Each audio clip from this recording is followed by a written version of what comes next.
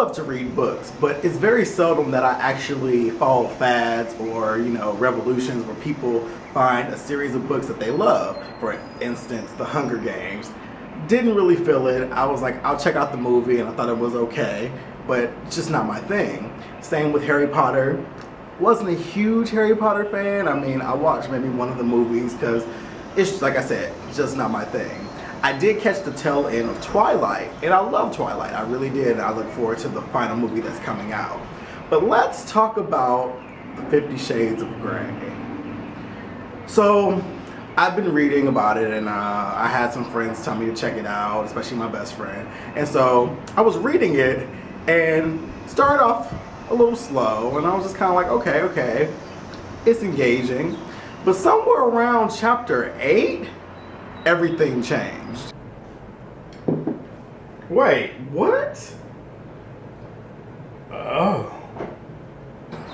When I tell you this book was so good, it's amazing. I'm actually finishing the second book, which is 50 Shades Darker. There's 3. There's 50 Shades of Grey, 50 Shades Darker, and then there's 50 Shades Free.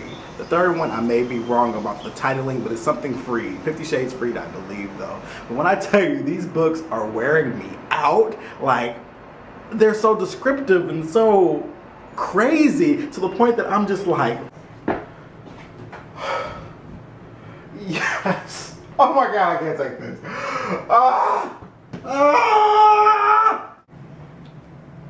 Yes! Yes!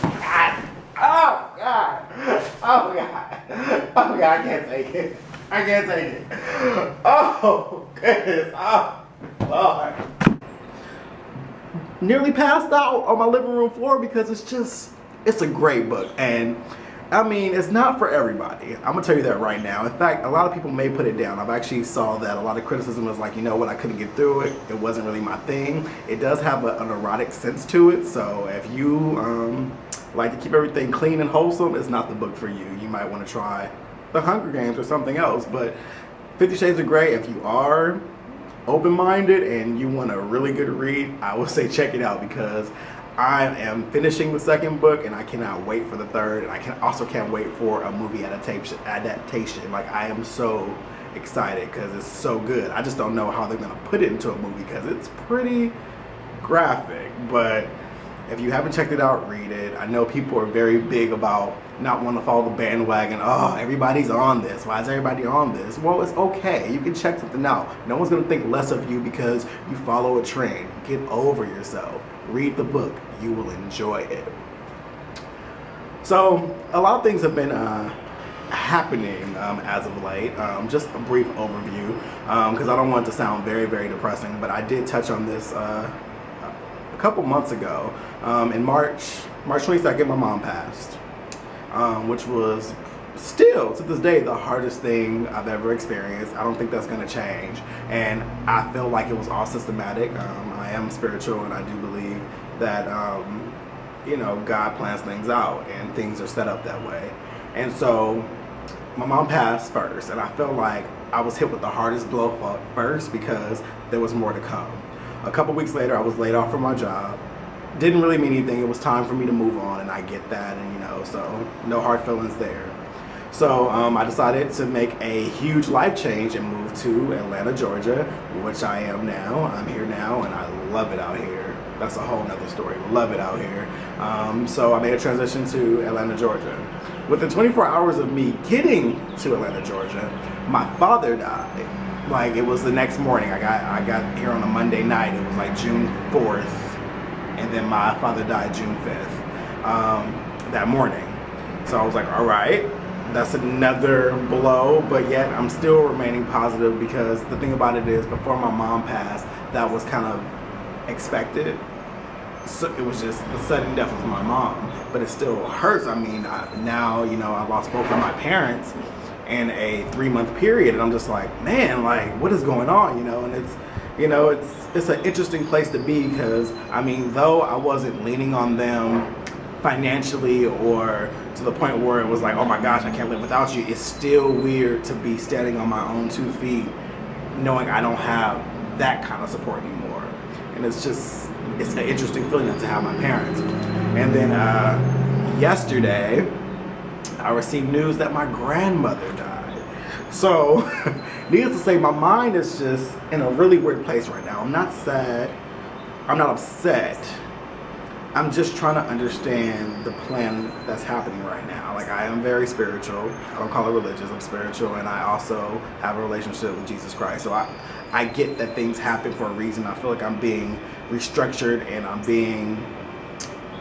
being, what's the word, trained or something, or prepared for something big. And it's just really, it's crazy, because it's just like 3 staples have been removed in 3 months from my life.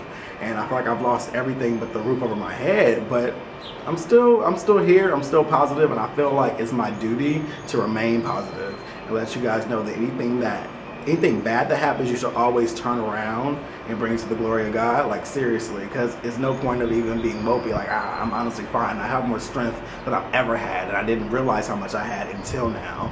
And so, yeah, I'm in a really interesting place right now, and it's just like I'm just going with it and just trying to, stay prayed up and trying to figure out what's next, because my entire life has changed this year. Entire life. So, I mean, and I'm going forward with it. I'm trying to establish myself in Atlanta. I'm also traveling. Went to DC last week. I had a really great time. I'm going to Louisiana this weekend, and then next month I'm going to go to New York. I just have a little bit of time off, and I just feel like it's my time to just kind of see some things and just figure out what I want to do next. I definitely want to blog more. I know I say that every time I do a video, but I know I'm trying to keep it going, because I know you guys check for the videos, and I appreciate all the support that you guys send me. And thank you, because it's been a really difficult time, and you guys have been so supportive and so cool, and social networking has really changed my life, and I'm really happy I made the decision to do it back in 2009, and I'm going to continue to do it. So thank you all for the support, and everything's going to be fine. I'm still here. I'm still smiling. I'm still good. And yeah, as far as Atlanta,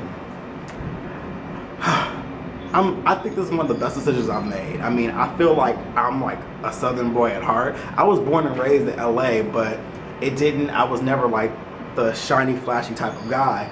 I like what the South brings. Like, you get the serenity and the whole woods environment and stuff like that. But if you want to go to the city, you can get the whole high life too. And I honestly love that. It's pretty nice. It's a nice balance. The heat's not that bad. I know it's not summer yet, but I can handle it. It's not that bad. I don't like dry heat. I can do humidity. It's not a big deal. You're gonna sweat a little bit. I'll get over that. I love the businesses out here. I feel like they have really good branding in Atlanta. Like, I love Taco Mac. I love a place that sells that doesn't even sell signature tacos. Like, it's wings and beer, but the whole stories on the back of everything comes together, and I think that's awesome. So I'm really enjoying my time out here, and I think I'll be in Atlanta for a while. So this is my check-in with you guys, and I will see you all soon.